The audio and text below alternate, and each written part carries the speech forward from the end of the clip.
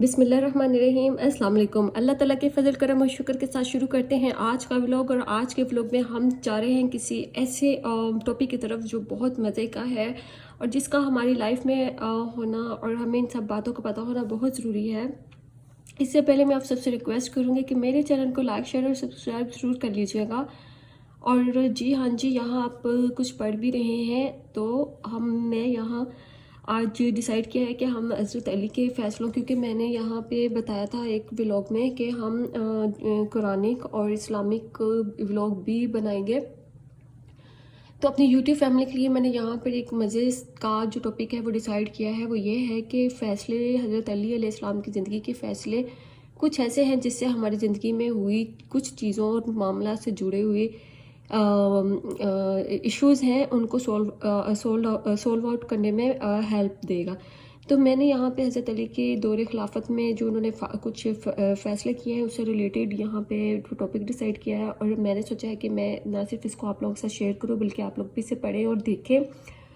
बाज़ औक़ात ऐसा होता है कि हम लोग ट्रस्ट नहीं करते और रेफरेंस मांगते, तो इससे बेहतर है कि मैं आपको दिखाऊँ भी, आप मेरे साथ पढ़ें और हम मिलकर एक मतलब कि सारा स्टडी आउट करें। और जो है एक रूह जैसे सुकून महसूस करती है वैसे मिलकर आपस में एक मजलिस की तरह इसको लेकर चलें। तो हम इसको पढ़ते हैं और देखते हैं कि जो आज हम फ़ैसले पढ़ेंगे और हज़रत अली की लाइफ से, तो एक इस फेज़ में उन्होंने क्या किया और कैसे हो सकता है, इससे हमारा हो सकता है कि अगर हम इसको अपनी ज़िंदगी में शामिल करना शुरू कर देंगे तो बहुत सारी मुश्किलात का हल जो है उसको करने में हमारे लिए आसानी हो सकती है। चलिए शुरू करते हैं। यहाँ पर आपने देखा है कि मैंने भी अभी मैं ऑलरेडी ये सारी बुक पढ़ चुकी हूँ, लेकिन फिर ये है कि जब हम खुद से कोई बात करते हैं करने लगते हैं तो मैंने वही कहा कि रेफरेंस और ये सबसे बेहतर है कि मैं यहाँ पर आप लोग साथ पढ़ूँ और आप भी मेरे साथ देखें और पढ़ें, तो मिलकर चलते हैं। तो यहाँ पर आप देख रहे हैं कि हदूद का फ़ैसला। हज़रत बिस्मिल्लाहिर्रहमानिर्रहीम, दुरूद पाक पढ़ लीजिए। अल्लाहुम्मा सल्ली अला मोहम्मद व आला आले मोहम्मद। तो यहाँ पर ये जैसा कि मैंने एक निकाला है टॉपिक जिसमें हदूद का फ़ैसला हेड है मेन, तो देखते हैं इसमें आगे क्या होता है। यहाँ पर आप मेरे साथ पढ़ सकते हैं और देख भी सकते हैं। चलिए जी, मैं रीड आउट करती हूँ। बिस्मिल्लाहिर्रहमानिर्रहीम। हज़रत अबू मतर रदियल्लाहु अन्हु फरमाते हैं, मैंने हैदर करार हज़रत सैयदना अली इब्ने अबी तालिब रदियल्लाहु अन्हु को देखा। आप रदियल्लाहु अन्हु के पास एक आदमी लाया गया। ठीक है, मतलब सहाबा है अबू मुतर और रदियल्लाहु अन्हु, वो उनके बकौल हज़रत उन्होंने जो देखा कि हज़रत हैदर करार सैयदना अली इब्ने अबी तालिब के पास एक आदमी को लाया गया। ठीक है, वो आदमी लाया गया और उस लोगों ने कहा कि इसने ऊँट चुराया। आप रदियल्लाहु अन्हु ने उस आदमी से कहा, यानी कि जो आदमी मौला के पास लाया गया, मौला रदियल्लाहु अन्हु के पास लाया गया, आपने उनसे कहा कि मेरे ख्याल में कि मेरा ख्याल तो ये है कि तुमने ऊँट नहीं चुराया, लेकिन लोग कह रहे थे कि इसने ऊँट चुराया। चले हम आगे चलते हैं। इस शख्स ने इकरार किया। अच्छा, लोग भी कह रहे हैं कि उसने ऊँट चुराया, उस शख्स ने भी इकरार किया कि मैंने ऊँट चुराया है। मौला ने कहा कि मेरे ख्याल में तूने ऊँट नहीं चुराया। हैदर करार हज़रत सैयदना अली इब्ने अबी तालिब रदियल्लाहु अन्हु ने फरमाया, शायद तुझे इस ऊँट के बारे में शुबा हो गया हो। हाँ जी। तो मौला ने उनसे कहा, उस शख्स को कहा जिसने इकरार किया, जिस पर इल्ज़ाम था कि तुम इसने ऊँट चुराया। सॉरी, मैं ना बोलना तो नहीं चाहिए दरम्यान में, लेकिन मेरा ना हाथ हिल रहा है तो जिसकी वजह से ना व्यूवर्स होते हैं ना, उनकी आइज़, मुझे नहीं अच्छा लगता कि कैमरा हिले और वो फिर नज़र हिलती है ऐसे। एक मिनट। तो मौला ने भी उनसे कहा कि मेरा नहीं ख्याल कि तुम्हें, हाँ जी, मौला ने उनसे कहा शायद तुझे इस ऊँट के बारे में शुबा हो गया हो, यानी कि हो सकता है तुम्हारा वहम हो कि जो तुम इकरार कर रहे हो कि तुमने ऊँट चुराया और तो हकीकत में तुमने ना चुराया हो। अब यहाँ पे मसलहत ये थी कि उस शख्स को जिसने चोरी की, क्योंकि उसका हाथ चोरी के बारे में आपको पता है कि हज़रत आप सल्लल्लाहु अलैहि वसल्लम की ज़िंदगी में किसी शख्स के ऊपर चोरी का इल्ज़ाम था, वो बड़ी मुअज़्ज़ज़ फैमिली से था, تو اس کو آپ نے بھی کہا کہ آپ کے پاس شکایت لے کر آئے تھے صحابہ کہ اس نے لوگوں نے کہا کہ اس نے اسی چوری کی ہے، تو جب اس کی چوری ثابت ہوگی تو آپ نے نا اس پر، آپ صلی اللہ علیہ وسلم نے اس پر حد لگانے کا حکم دے دیا کہ اس کا شرعی حد جو ہے وہ ہاتھ توڑنا بنتا ہے، چور کا نا ہاتھ کاٹنا بنتا ہے۔ تو اس کے لیے نا جب وہ چور کے بارے میں یہ حکم آ گیا تو کیا ہے کہ حضرت انس کو نا، حضرت زید بن حارثہ کو نہیں حضرت زید بن حارثہ نہیں تھے، حضرت انس کو، اور وہ آپ صلی اللہ علیہ وسلم کے منہ بولے بیٹے بنے ہوئے تھے، تو ان کو نا لوگوں نے سب نے ڈیسائیڈ کیا کہ ہم نا انس رضی اللہ عنہ کو نا آپ صلی اللہ علیہ وسلم کے پاس بھیجیں گے، یہ آپ صلی اللہ علیہ وسلم کا منہ بولا بیٹا ہے، تو اس سے کیا ہوئے گا کہ آپ صلی اللہ علیہ وسلم کی سفارش مان لیں گے، اور وہ جس پر حد لگیا نا وہ معزز خاندان کا ہے، مطلب معزز مطلب کہ امیر گھرانے کا ہے، تو وہ سزا سے بچ جائے گا اور یہ معاملہ ختم ہو جائے گا۔ تو حضرت انس آپ صلی اللہ علیہ وسلم کے پاس اور کہنے لگے کہ وہ معزز خاندان کا ہے، اور اس طرح کر کے نا لوگوں کا کہنا ہے کہ آپ اس کو نا چھوڑ دیں، اس کا ہاتھ نہ کاٹا جائے، یہ وہ۔ تو آپ صلی اللہ علیہ وسلم نے رو پڑے اور فرمایا کہ انس میرا کہاں دل کرتا ہے کہ میں ایسی حد دیتا بتاتا، بات یہ ہے کہ میرے تک اگر کوئی خبر آئے گی اور وہ اس کی تردید بھی ہو جائے گی تو ظاہر ہے پھر میں تو شرعی حکم دوں گا، تو اگر میری بیٹی فاطمہ بھی ہوتی تو اس نے بھی چوری کی ہوتی تو میں اس کا بھی یہی حکم دیتا۔ یعنی کہ اس پر حکم لگ گیا، اور جب اس شخص کا ہاتھ کاٹا گیا تھا تو آپ صلی اللہ علیہ وسلم اتنا روئے تھے کہ آپ صلی اللہ علیہ وسلم کی ریش مبارک یعنی داڑھی مبارک جو تھی وہ گیلی ہو گئی تھی رو رو کر کے، اور کہا تھا کہ اس کو اتنی درد نہیں ہوئے گی جتنی کہ اس کو دیکھ کر کے مجھے درد ہوئی ہے، کاش تم لوگ مجھے اس کے بارے میں نہ بتاتے کہ اس نے چوری کیا اور یہ وہ۔ اب اس میں بھی یہی مسئلہ آتی کہ اگر اونچ چڑھایا گیا تو مولا چاہ رہے تھے کہ ہو سکتا ہے اسے سزا سے بچانے کے لیے ایک لچک رکھی ہوئی تھی، ٹھیک ہے، تو یہی اس وجہ سے مولا ان سے کہہ رہے ہیں کہ شاید تمہیں وہم ہو گیا ہو کہ شاید وہ پلٹ جائے اور بات سے اور اس حد سے وہ بچ جائے جو حد لگانے کا شرعی حکم ہے۔ اور یہ تھی تھوڑی سی، میں نے اس کو ڈیفائن کر دیا، تشریح کر دی تھوڑی سی، اور ریفرنس بھی دے دیا تھا۔ اب آگے چلتے ہیں۔ اس نے کہا نہیں بلکہ میں نے ہی اونچ چڑھایا۔ حیدر کرار حضرت سیدنا علی ابن ابی طالب رضی اللہ عنہ نے حکم دیا آگ جلاؤ، لٹرلی اسی حد سے بچانے کے لیے، یہ جو آگے بتانے لگے ہیں اس کے لیے جو سزا مقرر ہوئے گی اور جو حد لگی ہے، اسی سے بچانے کے لیے مولا نے ٹرائی کیا کہ شاید اس میں جو ہے وہ لچک آ جائے معاملے میں اور وہ بندہ بچ جائے، اور اس کو جس کی بھی چوری ہے اس کی چیز اس کو لوٹا دی جائے گی اور معاملہ ختم ہو جائے گا۔ لیکن جب اس نے کہیں کہ کسی طرف نہیں آیا وہ شخص، تو پھر اس پر حد جو ہے نا وہ لگانی تھی، شرعی حد، ظاہر ہے پھر جو اسلامک حد ہے وہ لگنی تھی، اور وہ تھے آپ، اور نبی کے گھرانے تک بات ہو یا صحابہ کی خلافت میں ہو تو پھر تو یہ بالکل ہوتا ہے۔ اور کافی سال جب مسلمانوں نے حکومت کی تھی تو جتنے بھی فیصلے ہوتے تھے وہ سارے اسلامک اور شرعی ہوتے تھے جو کہ قرآن سنت اور حدیث کے مطابق تھے۔ اب نہیں ہوتے ہیں تو یہ ہمارا برائیاں اور بے حیائی اور جو برائی ہے وہ اسی وجہ سے معاشرے میں عام ہو چکی ہوئی ہے، صرف اس وجہ سے کہ ہمارے ملک میں جو لبرل اور ڈیموکریٹک گورنمنٹ کے نعرے لگتے ہیں نا، اس کی وجہ سے بربادی ہو چکی ہوئی ہے ہر طرف۔ چلیں آگے چلے کہ اسلام سے زیادہ لبرل کوئی قانون دے سکتا ہے؟ کوئی گورنمنٹ اسلام سے زیادہ لبرل قانون نہیں لا سکتی ہے، چاہے وہ مسلم ہی کیوں نہ۔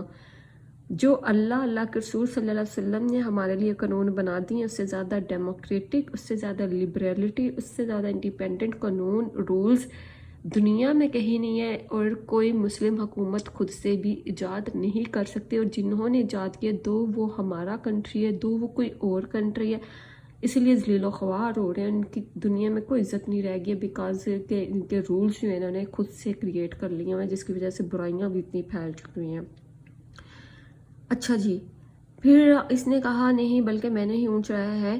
حیدر کرار حضرت سیدنا علی ابن ابی طالب رضی اللہ عنہ نے حکم دیا آگ جلاؤ اور کاٹنے والے کو بلاؤ تاکہ وہ اس کا ہاتھ کاٹے، یہاں تک کہ میں واپس لوٹوں۔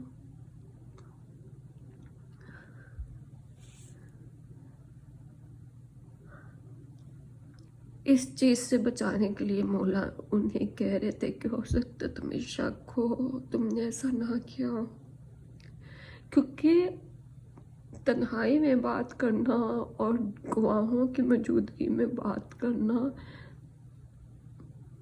اس پر فرق ہے. اگر کوئی خفیہ بات رکھے، راز میں کسی سے بات کرے، اس کی بات اور ہے، لیکن آپ جب گواہن یا کسی گواہ کی صورت میں یا مجلس کی صورت پہ سب کے سامنے اپنے آپ مطلب آپ پہ کوئی بھی چیز ثابت ہو جاتی ہے تو پھر اللہ کی حد آ جاتی ہے، وہ ضرور لگتی ہے. تو یہی ہوا. آج کل جو ہے سوسائٹی میں بہت سارے بنا نالج کے، بنا حدیث، فقہ، کتاب، سنت، روایات اور قرآن کو جانے بنا اپنے دل کی مانتے ہوئے کوئی نہ کوئی فیصلہ کر دیتے ہیں اور کسی کو بھی اچھا یا برا بنا دیتے ہیں، اور جو قرآن کے اوپر قسمیں بھی کھا لیتے ہیں اور کہہ دیتے ہیں بس اسے قرآن اٹھا لیا اور وہ سچا، جس سے نہیں اٹھایا وہ جھوٹا ہے. حالانکہ سچا انسان کبھی قرآن نہیں اٹھاتا ہے، حلف نہیں اٹھاتا ہے. جھوٹا انسان آڑ لیتا ہے ان چیزوں کی. قرآن کوئی مذاق نہیں ہے. قرآن کوئی کسی انسان کی لکھی ہوئی کتاب نہیں ہے. قرآن یہاں تک کہ آپ صلی اللہ علیہ وسلم کی بھی لکھی ہوئی کتاب نہیں ہے. وہ اس خالق کائنات اور تمام جہانوں کے مالک اور ہمیشہ قائم دائم اور زندہ رہنے والے اللہ رب العزت ہمارے خالق کے احکامات کی کتاب ہے. اور جو اس کا حلف اٹھاتا ہے اور اس کی آڑ میں چوری کرتا ہے، چاہے وہ اپنے نفس کی چوری کرے، کسی بھی چیز کی کرے، چاہے وہ دنیا کی مٹیریلز کی چیزیں کسی کو چرا کر قسمیں کھائے اور جھوٹ اس کی آڑ میں بچنے کی کوشش کرے، وہ اور اس کے ساتھی سب ذلیل و خوار ہوتے ہیں اور ہوں گے. تو مطلب یہ تو مولا نے بتایا حد، اور جبکہ اس نے قبول بھی کیا کہ اس نے اعتراف کیا اور پھر اس کی یہ سزا ہے. اور جو اعتراف بھی نہ تیرا یا رب مصطفیٰ تو مجھے حج پہ بولا. تو آگے بڑھتے ہیں. یہاں پر انہوں نے کہا کہ میرے واپس آنے تک جو ہے نا مطلب یہ حد اس پر لگ چکی ہونی چاہیے. حیدر اقرا سیدنا علی ابن ابی طالب واپس آئے اور اس سے پوچھا کیا تو نے چوری کی ہے؟ اس نے کہا نہیں. ٹھیک ہے، مطلب وہ اس حد سے بچ نکلا، کیونکہ انہوں نے کہا کہ آگ جلاؤ، کاٹنے والے کو بلاؤ تاکہ وہ اس کا ہاتھ کٹے یہاں تک کہ میں واپس لوٹوں. حیدر اقرار حضرت سیدنا علی ابن ابی طالب رضی اللہ عنہ واپس ہے. اس سے پوچھا کیا تو نے چوری کیا؟ اب وہ سمجھ چکا تھا کہ مجھے یہ سزا ملنی ہے. تو مولا نے تیسری بار کہا کہ میں جا رہا ہوں اور میرے آنے تک دیکھو ایسا ہو. اچھا، پھر جب وہ واپس آئے انہوں نے پھر پوچھا کہ تیسری بار، اس نے کہا نہیں. پس حیدر اقرار سیدنا علی بن ابی طالب رضی اللہ عنہ نے اسے چھوڑ دیا. لوگوں نے غرض کیا یا امیر المومنین، آپ رضی اللہ عنہ نے اسے چھوڑ دیا. آپ رضی اللہ عنہ نے فرمایا میں نے اس کے خود کے کہنے پر اسے پکڑا. اس نے اعتراف کیا کہ میں نے چوری کی اور آپ نے اسے پکڑ لیا. یعنی کہ دیکھو جو اعتراف کرتا ہے نا اس کے لیے اسلام میں اتنی لچک ہے، اور جو اعتراف نہیں کرتا اور جھوٹی آڑ میں بچتا ہے، چیزوں کو ترجیح دیتا ہے، چاہے وہ کسی بات کو چھپانے کے لیے بھی، کسی کی لائف کو خراب کرنے کے لیے بھی اس نے حلف اٹھا لیا. اور مطلب ہر چیز چوری ہے جو کہ آپ کے اندر سے کسی کو نقصان پہنچانے کے لیے آپ کرتے ہو. اچھا پھر کیا ہوا؟ آپ نے اس نے کہا لوگوں نے کہا نا کہ چھوڑ دیا. تو مولا نے فرمایا میں نے اس کے خود کے کہنے پر اسے پکڑا اور اس کے کہنے پر ہی اسے چھوڑ دیا. پھر حیدر اقرار حضرت سیدنا علی ابن ابی طالب رضی اللہ عنہ نے فرمایا حضور نبی کریم صلی اللہ علیہ وسلم کے پاس ایک شخص کو لایا گیا جس کا ہاتھ کاٹا گیا تھا. حضور نبی کریم صلی اللہ علیہ وسلم رو پڑے. میں نے عرض کیا یا رسول اللہ صلی اللہ علیہ وسلم، آپ صلی اللہ علیہ وسلم کیوں روتے ہیں؟ کیوں روتے ہیں؟ تو حضور نبی کریم صلی اللہ علیہ وسلم نے فرمایا میں کیوں نہ روؤں کہ تم لوگوں کے درمیان میری امت کا ہاتھ کاٹا جا رہا ہے. صحابہ کرام رضی اللہ عنہم نے عرض کیا یا رسول اللہ صلی اللہ علیہ وسلم، آپ صلی اللہ علیہ وسلم نے معاف کیوں نہ کر دیا؟ حضور نبی کریم صلی اللہ علیہ وسلم نے فرمایا بدترین حاکم وہ ہے جو حدود کو معاف کرے. تم آپس میں ہی حدود کے کام کی معافی کر لیا کرو اور معاملہ مجھ تک نہ لایا کرو. بالکل، اگر کسی کو بڑا بنایا جائے اور کسی کو آج بھی مطلب کسی کو ہم چنتے ہیں کہ وہ دو جھگڑے والوں میں انصاف سے کام لے، تو وہ کسی اپنے دل کی مانتے ہوئے کسی ایک کا ساتھ دے دیتا ہے، اور چاہے وہ غلط ہو، ٹھیک ہے، اور جو جتنی قسمیں کھاتا ہے وہ ہماری سوسائٹی میں اتنا ہی اچھا اور وہ کیا اس کو کہتے ہیں پرہیزگار سمجھا جاتا ہے۔ تو معاملات آپس میں طے کر لیں، اس سے بہتر کہ آپ کسی جھوٹے آدمی کے پاس جا کر کے اپنا بیڑا گرک کرواؤ، اور وہ کسی کام نہیں ہوتا۔ چلے اب یہ ہم ایک اور پڑھتے ہیں، اور آج ہم 2 پڑھ لیتے ہیں فیصلے، ٹھیک ہے، پھر اس کے بعد ہم نا نیکسٹ لوگ میں کبھی پڑھے دیکھتے ہیں۔ چلے، ایک لونڈی کو حق دلانے کا فیصلہ، لونڈی مطلب کام والی، ایک لونڈی کو حق دلانے کا فیصلہ، یعنی کہ یہ حضرت حیدر قرار حضرت سیدنا علی ابن ابی طالب رضی اللہ عنہ ایک مرتبہ بازار تشریف لے گئے۔ آپ رضی اللہ عنہ نے ایک لونڈی کو دیکھا جو کھجور فروش کی دکان پر کھڑی رو رہی تھی۔ آپ رضی اللہ عنہ نے اس لونڈی سے رونے کی وجہ دریافت کی تو اس نے کہا، میں نے اس دکاندار سے 1 درہم کی عوض یہ کھجوریں لی، لیکن میرے آقا نے ان کھجوروں کو واپس کر دیا۔ مطلب اس کے آنر نے، جہاں وہ کام کرتی تھی کام والی، تو سرونٹ کو بھیجا مالک نے کہ جا کر میرے لیے کھجوریں لے کر آؤ 1 درہم کی، لیکن وہ کہہ رہی ہے میرے آقا نے ان کھجوروں کو واپس کر دیا۔ اب یہ دکاندار ان کھجوروں کو واپس لینے پر راضی نہیں۔ آنر نے کہا نا کہ واپس کر آؤ کھجوریں، اور وہ چاہ رہی ہوگی کہ 1 درہم اس کو واپس مل جائے اور وہ مالک کو دینی ہوگی۔ آپ رضی اللہ، چلو آگے ہم دیکھتے ہیں پھر۔ آپ رضی اللہ عنہ نے اس لونڈی کی سفارش دکاندار سے کی تو دکاندار آپ رضی اللہ عنہ کو جانتا نہ تھا، اس نے انکار کر دیا۔ اس دوران چند لوگ اس دکان پر اکٹھے ہو گئے اور انہوں نے آپ رضی اللہ عنہ کو پہچانتے ہوئے اس دکاندار سے کہا، یہ امیر المومنین ہے۔